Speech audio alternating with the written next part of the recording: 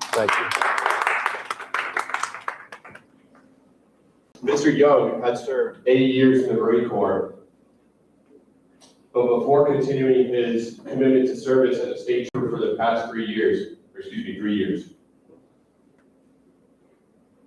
he has served for the past 22 years as an instructor, where he trains and develops the next generation of law enforcement professionals.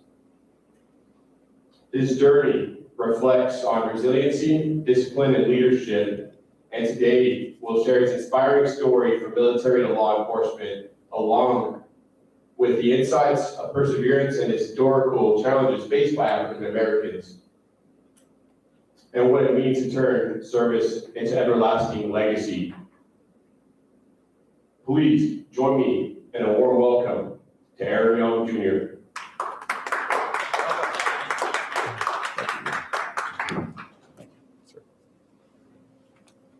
Good afternoon, ladies and gentlemen. If I can try to do this without the microphone, but if you need me, can't hear me, tell me to go back to the microphone, okay? All right, real quick. How many of y'all are prior military or have a family member that was in the military? Okay, Marine Corps, Air Force, sir? Air Force. Air Force? Okay, good. Well, hey, thank you for your service and what your family service as well. Give you a quick little bio about myself. I am from Clovis, New Mexico, which is just up the road. I graduated high school in 1989. Now, Clovis is a Air Force town. So when I was in high school, a lot of my friends were going to join the Air Force, go to college, tech, whatever. I wanted to do something a little different. I said, I'm going to go ahead and join the Marine Corps. Of all the branches, the Marine Corps, when you have the Air Force just right down the street. So, of course, my family and my friends thought I was crazy, but I went ahead and I did it anyway. So I went and joined the Marine Corps, and I went into the reserve route, but I was a reservist for just not long, because then something called Operation Desert Shield, Desert Storm happened. Next, you know, I'm on a boat. Never been on a boat before in my life because I'm from Clovis, New Mexico. I was on the USS Tripoli from San Diego all the way to the Persian Gulf. That little ride from San Diego to Hawaii, never been on a boat before, was interesting for me. But after serving over there, I came back and I went back to school. I went to school at Clovis Community College. Back then it was called Eastern New Mexico University, Clovis. And when I went to school there. And then I got my degree there from in psychology. Then I came up here and got my degree in criminal justice. And I'm an alumni from Eastern New Mexico University. So that was me when I was in the Marine Corps back in 1989. Let me tell you briefly about my time in the Marine Corps. Clovis is a semi-diverse town. There's not a whole lot of African Americans there. It's predominantly white and Hispanic, but I still had a lot of good friends there and stuff like that. When I joined the Marine Corps, it was a huge melting pot, whether you liked it or not. White, black, Hispanic, Asian, Native American, some people that were just immigrants to this country, you know. And I was surprised on how much we all became good, close, tight friends, because our mindset was we were all green, we were all Marines, all right? So for me, being in the Marine Corps kind of instilled that motivation, that discipline. You know, if you're gonna do something, do it to the best of your ability and give it 100%, give 100%. So this was my father. My father was in the Army and was in the Korean War. He just recently passed. He passed away back in 2017, okay? I remember when I told him I was going to join the Marine Corps, he thought I was nuts because he'd been to Korea and he'd seen war and combat, and he did not want that for me. But after going to Desert Shield, Desert Storm, I could understand why he did not want that for me. And that was a hell of an experience. But then for me and my wife, who's sitting right here, Jane Young. Jane, will you please stand? It's my wife, Jane. So we have two children. And I never influenced my children to say, you know what, when you hit 18, you're going to join the Marine Corps. Or the service. Never did. They made that mind up on their own. So my son, Michael Young, he's actually goes to school here at Eastern. And he joined the New Mexico Army National Guard. Now, when me and him kind of share similar stories. we grew up in areas which were predominantly where blacks were the minority, not really around a whole lot of people that look a lot like you. When he joined to boot camp in Fort Jackson, South Carolina, he made friends from all over. Same story, same story. I believe he told me one of his good friends he still keeps in contact with is a tall white dude from Knoxville, Tennessee, and they still keep in contact, all right? There's something about in the military when you have that connection with people that you served with, you wear the same uniform. Back in our day, we used to call it the suck. I don't know if they still call it the suck, but if everyone's kind of going through the same thing, you come together as one. Now we have another son. He's a little bit more of our wild child, but he decided to go to the New Mexico Military Institute in Roswell. So he's at NIMI right now. He'll graduate in May. And then after that, I don't know if he's going to pursue the military or just try to finish up his degree in his degree plan. His story is even more diverse. At the New Mexico Military Institute, they have people from all over the world. He has made friends from people from Malaysia, Japan, South Korea, Mexico, parts of South America, other parts of South America, and all over the United States. So he has had that big diversity as well. But he didn't have it so much in high school like I did or like my brother did. As a matter of fact, when I was in high school in Clovis, I remember in middle school, I was the only black guy on the football team. The only black guy on the football team. But with the coaches and my teammates, it wasn't I was the only black guy on the football team. I was just Dexter. The interesting thing about Deshaun, he graduated high school from Goddard in Roswell, and guess what? He was the only black guy on the football team. Okay. But guess what? Deshaun. I hope I'm saying this right, and I'll probably refer to it again. I believe Martin Luther King said, it would be great for us all to be judged by the content of our character and not by the color of our skin. And I think that's the ultimate goal for everything, right? You're not just that black guy or that white guy, the Asian guy. You're just so-and-so, okay? So this was our group picture that we took when we were over there this is on the border between Kuwait and Saudi Arabia. This was the Gulf War, the ground war was still going on. I think it was in the last days. And we all got together and we said, hey, we ought to take a picture. So this is our group picture. And not to get into it, the guy on the far left with his hand on hip, that was our captain, that was our officer. And the rest of us, so that's us right over there. Not to get too sad or morbid, but there's probably about 3 or 4 of those people in that picture that aren't with us anymore, okay? But that was us back, that's 1991. And there I am again. So we floated over there on ship, and then we came back on the ship. And again, after a while, you kind of got your sea legs. And these are some good friends of mine, Campbell, Ashley, Heatherman, and then we're on the ship. So let's get a picture on the ship. And it's funny, as I look at these pictures now, I'm surprised on how fast time goes by. Sometimes I may forget my wife's birthday or her name or my kid's name, but I always seem to remember events like this. They seem to always pop in my head. And again, when we were over there at the unit, this was kind of interesting. Our unit that we were there, our group that got deployed, there was another African-American, another black guy in our platoon. His name was Gibson. So we had majority white, Hispanic, and we had 3 Vietnamese, and then 2 blacks in our unit. Gibson always told me the funny joke, said, hey, there's even more Vietnamese than there are blacks in our unit, you know what I mean? So that was kind of our running joke there. But it didn't matter. We just all called each other by our first names. Because over here, it didn't really matter. You got your back, I got mine. And then I remember my dad told me an interesting story, and I just want to make sure I tell y'all this. And when he got sent to Korea in 1950, I believe it was 1950 when he got sent to Korea. What was going on during that time in 1950 United States?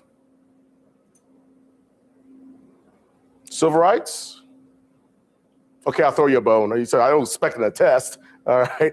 But in 1947, the President of the United States decided to integrate the Army, the whole military. A lot of people didn't think that was never going to happen. If it was going to take a long time. When my dad went to the Korean War, he told me that they brought in some white soldiers in, and it was tense. It was tense.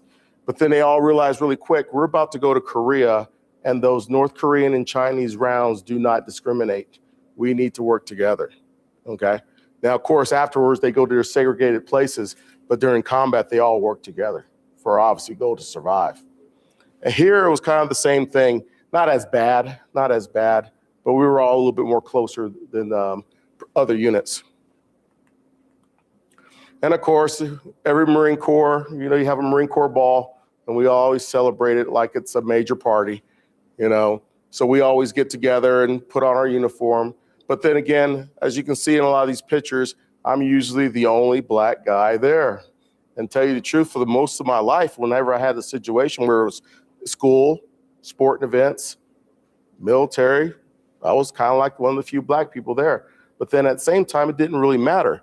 I didn't use that as something good or bad. I just did my thing and did to the best of my ability. And to that point, it wasn't like, oh, there's that black guy. Who's that black guy there? No, that's Dexter. Or back then, that's Corporal Young. It wasn't by race. It was like, who's that guy?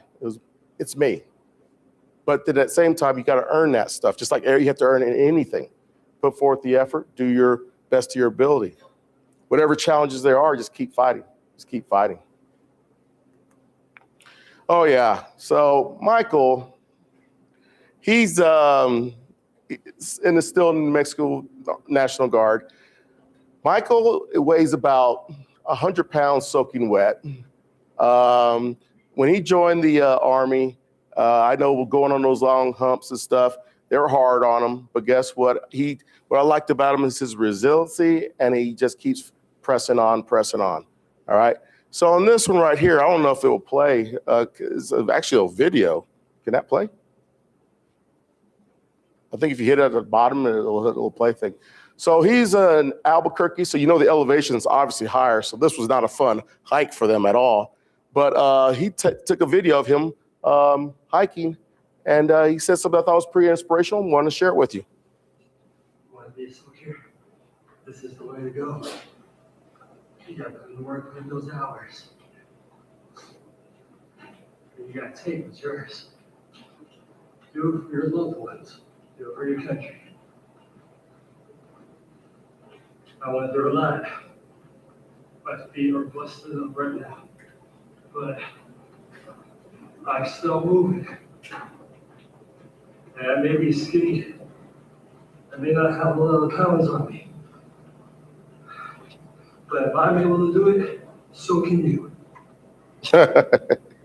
Yeah, so when Michael sent me that, I said, okay, I got to use that somehow, So, and again, I never influenced him to say join the Army. We preferred him to just go to school and don't even go to the military, and he chose the military. So I was like, all right, good for him, all right?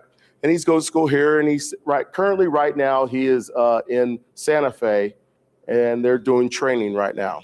As a matter of fact, he called me up yesterday, said, Dad, I'm about to get OC sprayed. How many times have you been sprayed? I said, I've been sprayed about 7 times. He goes, you got any pointers? Because he's going to get it today. So I was like, all right, you'll do just fine. Oh, yeah. So when I talk about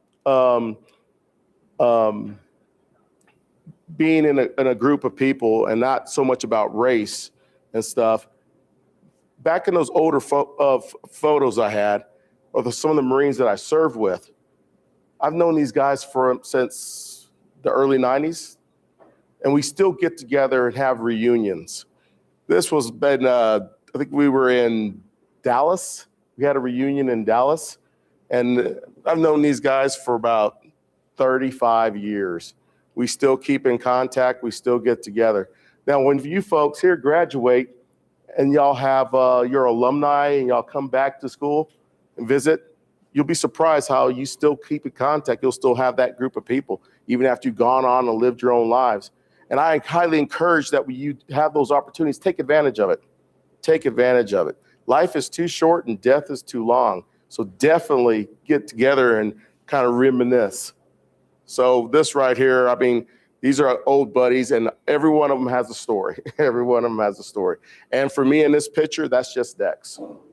That is just Dex. And of course, we'd have more reunions. I think this one here was in another one in Dallas. We all get together, and there's a lot of partying and a lot of reminiscing and a lot more partying. And this was one I think was in San Antonio.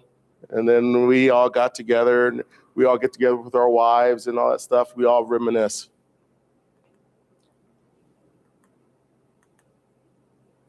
Oh. You see. Thought there was another one. Okay. But so it was always good to have those reunions and get-togethers, because you'd be surprised how you create that bond. And you all do the same thing here, just even in a college setting. Now, telling you also my history, I graduated from this school back in 1998. And then after that, I was thought, well, I have my degree in sociology with an emphasis on criminal justice. I think I remember my instructor was Dr. Lockman. I don't know if he's still teaching here or not, but thinking that was a long time ago. But after that, I thought, you know what? I'm going to go ahead and join the New Mexico State Police. I want to be a police officer. Didn't want to be city or county. I wanted to be state police. When I got there, their academy, they ran it like the Marine Corps. It was like, oh, great, here we go again, you know. And while I was at the academy, it was like a repeat again. I was only one of 2 or 3 people out of 77 that was Black or African American. But over there in Santa Fe, they didn't care.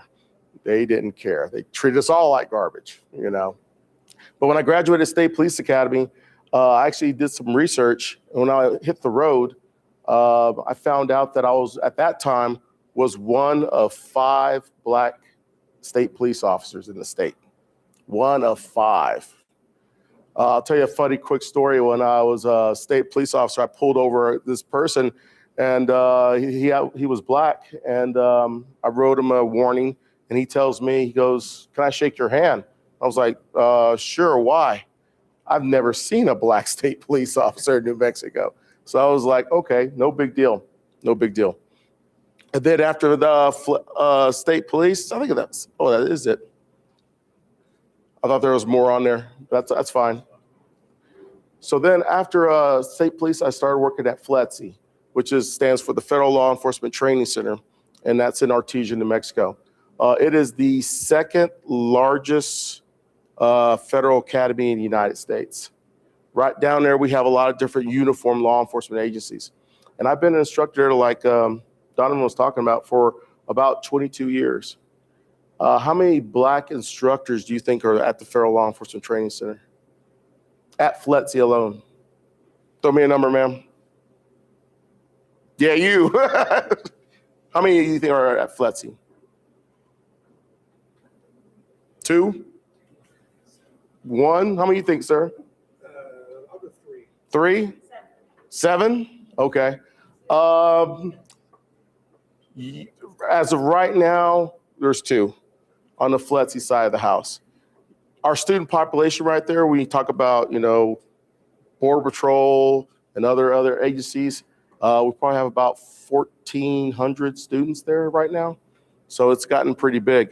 Now, the other agencies, they have other Black instructors, but on the FLETC side of the house, I'm just one of 2. So for me, it was kind of like, oh, well, guess what? Here we go again. But at this time, for me, I'm just known as Dexter, which is what I want, all right, which is the goal. So during my career, my lineage of things that I've experienced in my life, I'm not saying that everything has been picture perfect where, you know, I never experienced racism or any hard times. Of course I have. But I didn't try to just dwell on it. It was like, shake it off and move up and keep going. You know, sometimes that's life. What's that old saying? Sometimes you're the hammer or sometimes you're the nail, you know? So shake it off and keep moving up. But real quick, these are things that, how I got to this point right now, some of it was planned, some of it wasn't, okay? When I was sitting where you're at, going to school, I had no idea really what I wanted to do. I was going for criminal justice. What am I going to do with that degree? Am I going to work as a cop?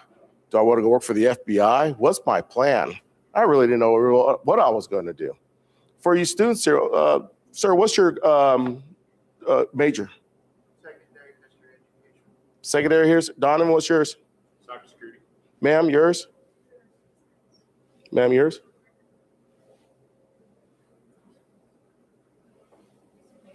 Spanish? Oh, sorry. Business? Religion? Okay. It is awesome that you guys all have, first of all, you're here, you're in school, but then what's the plan after that? How are you going to use your Spanish degree? Such a beautiful question. Yeah, yeah, sometimes these are the hard questions. No, this is like, so actually, I'm kind of in a similar spot. I don't know exactly where I'll go, so I'm trying to go to Spain and teach English and get really comfortable with my Spanish answer, and then come back here and interpret. Is my goal. We'll see. I don't know. I'm only 21. Hey, nice to be 21 again. Ma'am, for religion, what's your goal? What's your plan? Retire? I'm a vet. I'm just using my GI Bill. I got bored of it. Nice, nice. Hey, I'll say this. For those of you that are vets, me and Donna were talking about this, and I'm not selling or advocating anything. I'm just putting it out there. For all you vets out there, do your VA stuff. Put your claims in. Talk to a VSRO. Get that app. Get those claims started. Let me just tell you this real quick. When I got out of the Marine Corps, I went to boot camp in 1989, got out in 97. No one talked to us really about what the VA does. If they did, they kind of mentioned it very small. They'd go into detail. And when they start talking about VA benefits and for disability, a lot of us are like, this is the answer I hear a lot, especially from Marines. I don't need that. I still have my arms and I still have my legs. I don't need that VA disability. Then I had another Marine buddy of mine who's in the Border Patrol tell me, he goes, Dex, you're not taking anything away from those vets. This is for you guys that served in all branches. So for you veterans or people that that are veterans, if you know they have health issues, neck, back, or whatever, tell them to get their claims in and get seen. You'd be surprised how many veterans are out there that have come back from Iraq and Afghanistan, and they got issues, but they won't get put in their VA claims.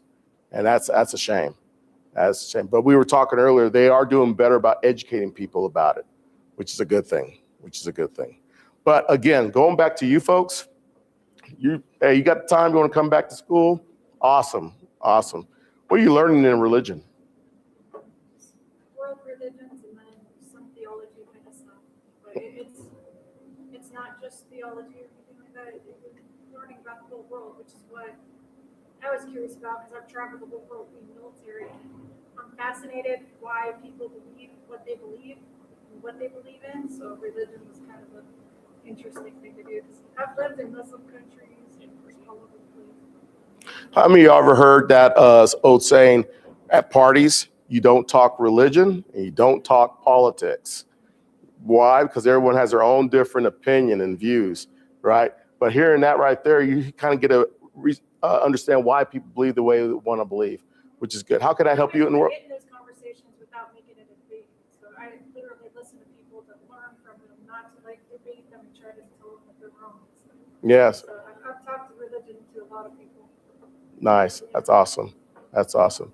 Who had the one for yours was what again, sir? Cybersecurity. And the days that we're in right now, do you think that's kind of important? Yes. How many commercials do you see that they say, don't use your credit card at this spot because someone may hack in your card? How many of y'all had your credit cards hacked? Yeah, well, and their debit card. My wife told me one time, she said, when did you go to some car wash in Roswell? I said, I didn't go. Well, your card did, So is that a pretty good career field to go into? I think so. Is there a need? Yes, absolutely. When I said I wanted to go into the New Mexico State Police, there was a need. They had a shortage of officers. They were hiring. At that time, I was part of the 64th recruit class. Right now, they're at 110 right now on their classes. And I think at that time, we had the largest class. We graduated 77 officers. They're used to graduating 10 to 20. They had a high retention rate, but there was a need. So whatever you're going into, if there's a need for it, that's even better. Even if there isn't a need, still go in for it. Still go in for it. Ma'am, what was yours? Your degree? Business administration? On that one right there, there's so many different roads you can go into. So many different roads. But my thing is, I want to get to all y'all folks, is once you get that paper and that degree, now what? Now what? How are you going to get there? Don't let race, religion, politics, if you happen to be the only one or there's more of you or whatever, get in the way. I mean, what is it that you want to do? And think about, I'll tell you this also, like Donovan said, I've been at FLETC for 22 years, and I have probably about 5 more years before I can retire, and I am looking forward to it. I am so looking forward to it, all right? But at the same time, whatever you want to do, go 100%. There'll be speed bumps, but adapt and overcome. But I would say put in your max effort. There's an old saying, if you enjoy your job, it's like you're never really working. You know, it's like you're never. So if you love speaking Spanish and you love teaching it, for you, sometimes you're like, I get paid for this because I do it all day and I enjoy my job. All right. I actually envy all of you. You're in your 20s. Well, I know we're a little older, you know, but for those of you that are right now, I mean, you guys are ready to take the world by the, you know what? You know, you have that opportunity. If I can go back down to 21, knowing then what I know now, wow. And I'm actually a little jealous. So take advantage of it and don't let anything slow you down or stop you. But tell me the truth, though, and I'm kind of asking you these folks questions. When I was going to school here in 1998, I remember they had their, was it SAE and these other different fraternities? Are they still around, still doing their thing? Okay. Kappa Sig, all right. I never was a part of any of those fraternities or any of that stuff. I had that mindset that my fraternity was the Marine Corps. I need to be one in college. You know, nothing wrong with it. Nothing wrong with it. But how would you say those sororities and fraternities were? Did they seem segregated, or they were more mixed? They're very diverse. They're very diverse? Very. Good. That's a good thing. To include international students. International They're students? mixed in quite well. It's surprising. Good. When I was at school here, it was kind of that way, but not as much. Not as much. But the main thing is just trying to get away from all that. You know, I'm so glad to hear things are more and more diverse. More and more diverse. Real quick, any questions? Question for you. Do you ever think that if you were to went left instead of going right, like let's say you decide not to go to this school and you decided to go to a school in Texas, is your path still the same as far as your goals? Not really, huh? We can always play the what if game, right? What if this, what if that? What if I didn't join the Marine Corps and I joined the Coast Guard instead? Or maybe I chose a different career plan. You know, whatever that may be, you can't play the what if game all the time. So I would just say, you know, enjoy where you're at right now. I will also say, you know, like right now I'm 54, I'll be 55 in May. And I don't know about you folks, maybe y'all feel the same way. Whenever I turn something on TV and I see like an actor or some celebrity passed away or something, and they say he or she was like 52, 53, kind of freaks me out a little bit. I'm like, whoa, that's around my age. That's around my age. So, and then, so you start thinking, hey, life is just way too short. So enjoy where you're at right now. Enjoy college. Go take the world, attack the world and make it yours. All right.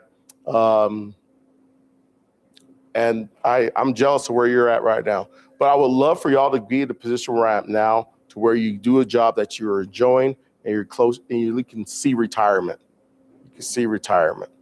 But it's still early in the ball game for you. Still early in the ball game, but enjoy it. Okay. Sir, what is yours again? Secondary history education. Okay. I'm just going to, not to pick on anybody. When I ask you that, I want to know, what is your plan? We heard her plan. She wants to go to Spain, okay, and teach English. Okay, sir. So for yours, what's your goal? What do you want to do? I'm going to teach either middle school or high school education. Middle school or high school? Do you want to do it in New Mexico? Or you want to do it in Texas? New Mexico. New Mexico? Okay. Have you looked and see how much that pays?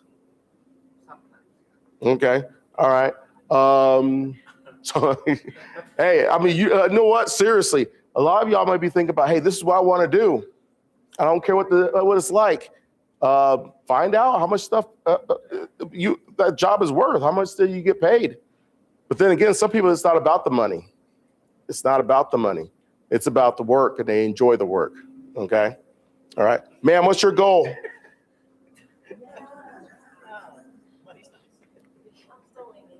You're still waiting? Right now, are you a junior or sophomore or fresh? You're a senior?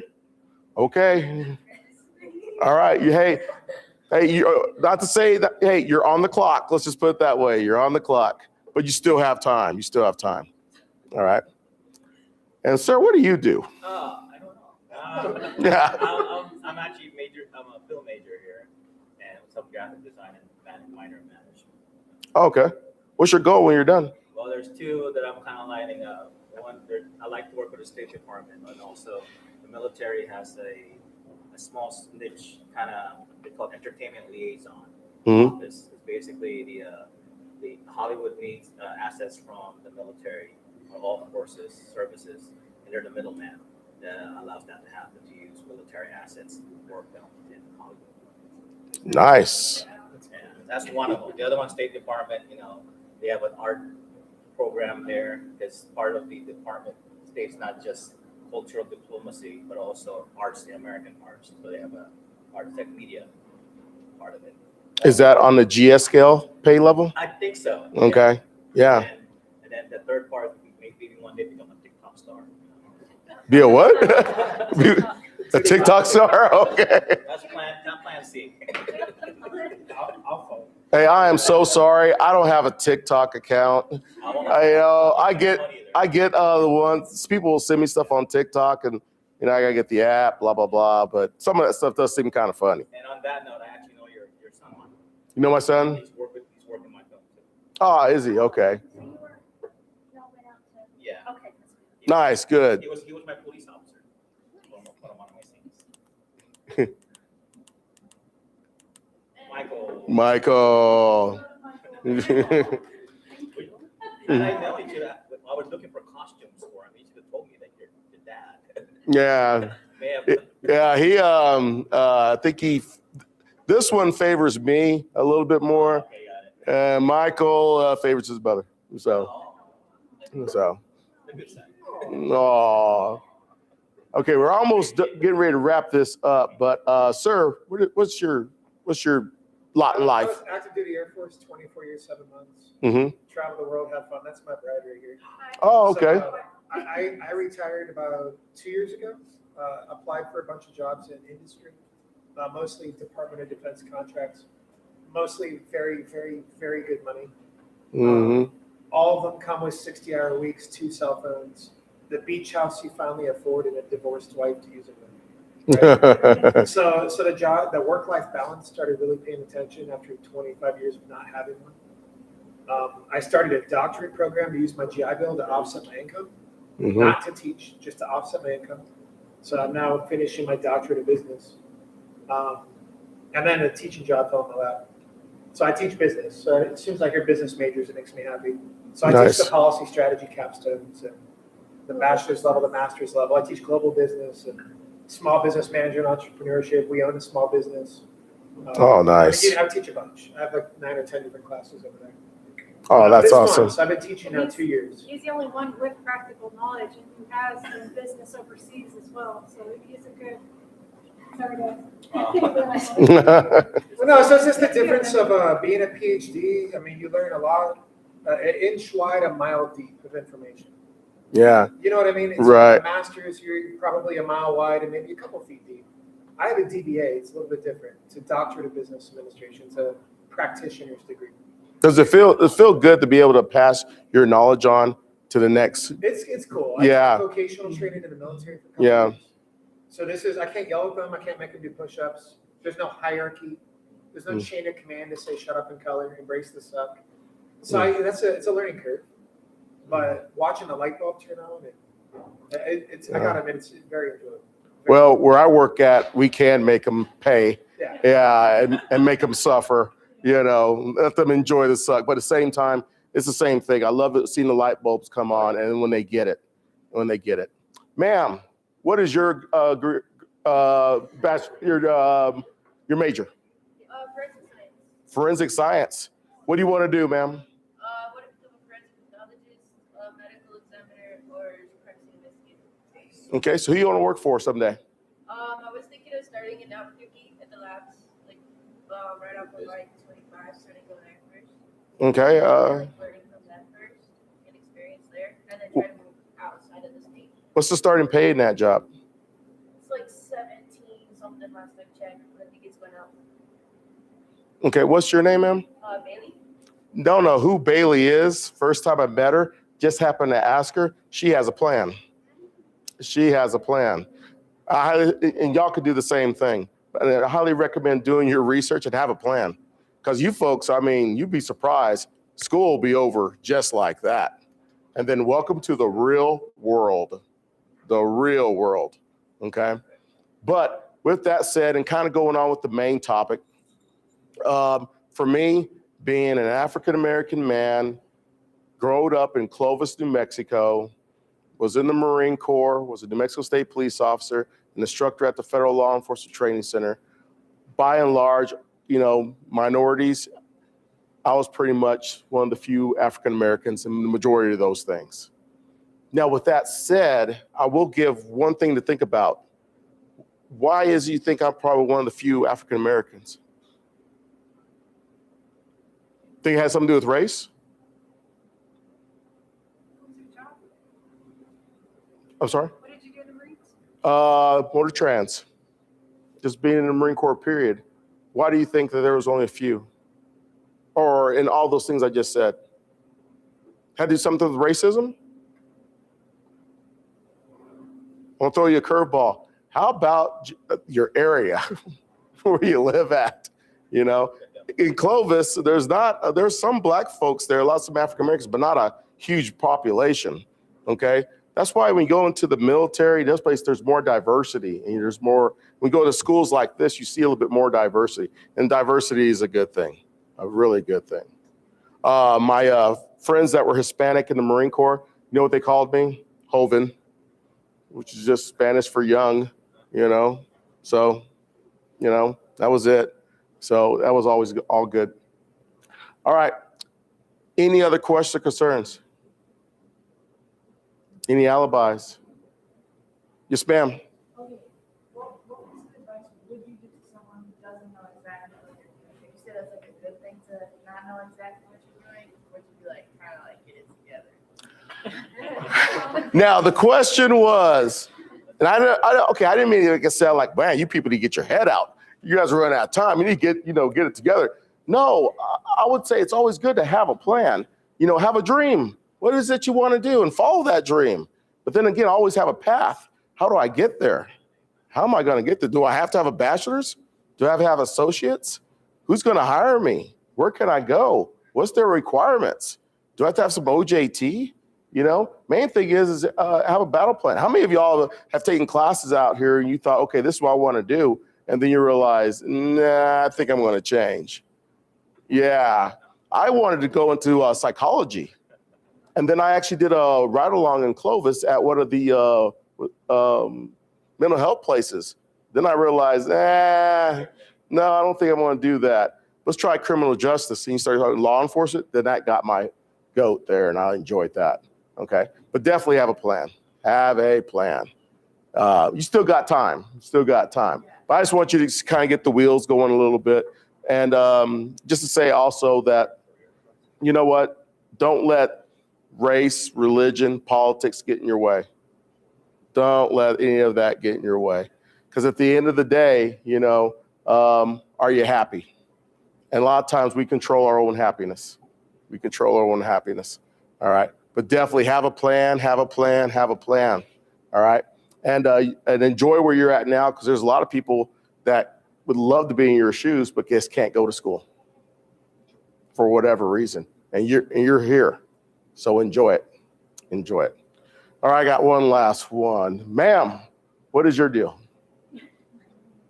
My degree is in physical education, so I already teach STEM class and super class here, and I'm trying to see if they can push for more instructional classes, because they don't really have that here at Eastern. They teach, but not like, you know, health and wellness, and we kind of need that for our students sometimes, or medical, they're just, you know, have that something to do, you know, get them going.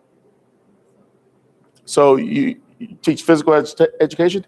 Does this place have the facilities to use your degree plan? At the Greyhound Arena. Okay. Is that equipment up to date? Some of it isn't. It's very dusty and old. Okay. Do most people don't understand how to use that equipment?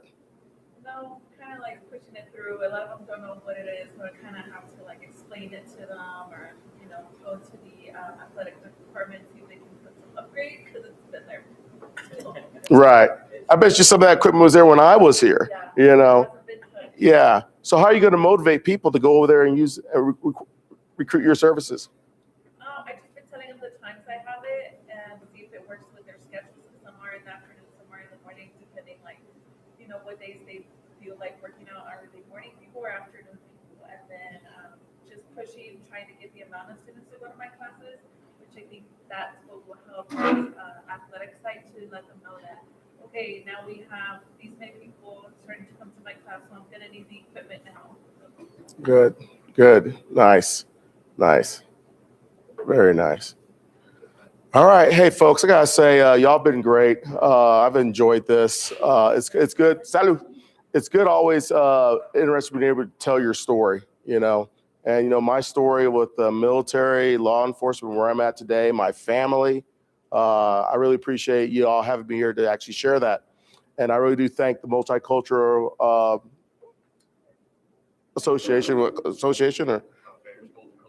Multicultural Affairs for putting this on and having me to come here to speak. I thought it was great, and I really did enjoy it. And I don't want y'all to feel like I'm picking on y'all's folks when I ask you questions, because I've been in that seat before, and we were in Donovan talking about it, and I'm sitting out there going blah blah blah blah. Let's pick this up. So I like to make things more interactive and find out, what exactly do you want? What are your thoughts? Okay. And it seems like you all got a plan, you know, and I hope everything works out great for y'all folks. And continue on the tradition of being a Greyhound. All right. Okay. Anything else? How did I do on time, Donovan? Feel good. Good deal. Hey, again, God bless each and every one of you. Y'all be safe and graduate with honors. All right. Thank y'all.